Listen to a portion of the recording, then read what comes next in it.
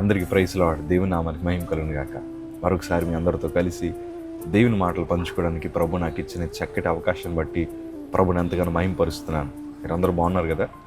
ఇవాళ మన mind sets కోసం మాట్లాడడానికి ఇష్టపడుతున్నాను. ఇవాళ సర్వసాధారణంగా మనం చాలా డిఫరెంట్ కైండ్ ఆఫ్ థాట్స్తో మనం ఉంటాం. ఏం తిందుమా, ఏం త్రాగాలి, లేకపోతే ఏ వస్త్రాలు ధరించుకోవాలి అని చాలాసార్లు మనం దానికోసం పదే తాపత్రయపడతాం. ఎందుకంటే యవన జీవితాల్లో ఎక్కువ ఈ ఆలోచనలు కదులుతూ ఉంటాయి. ఈ ఆలోచనల వల్ల మనం చాలా మట్టుకు దీవెనలు మనం కోల్పోతున్నాం. దేవుడిచ్చే బలమైన ఆశీర్వాదాలకు మనం దూరం అయిపోతున్నాం.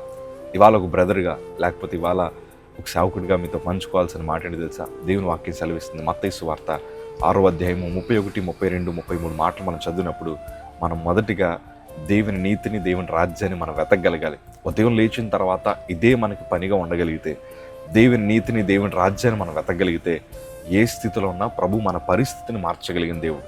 లోకస్తుల వలె, లేకపోతే శరీరాశ, నేత్రాశను పట్టుకొని, లేకపోతే వాటన్నిటిని మనం అనుభవించాలన్న కోరిక మనకుంటే, నేను అంటాను కదా, దేవుడు ఇస్తున్న ఉన్నతమైన ఆశీర్వాదాలకు మనం చాలా దూరం అయిపోతూ ఉంటాం.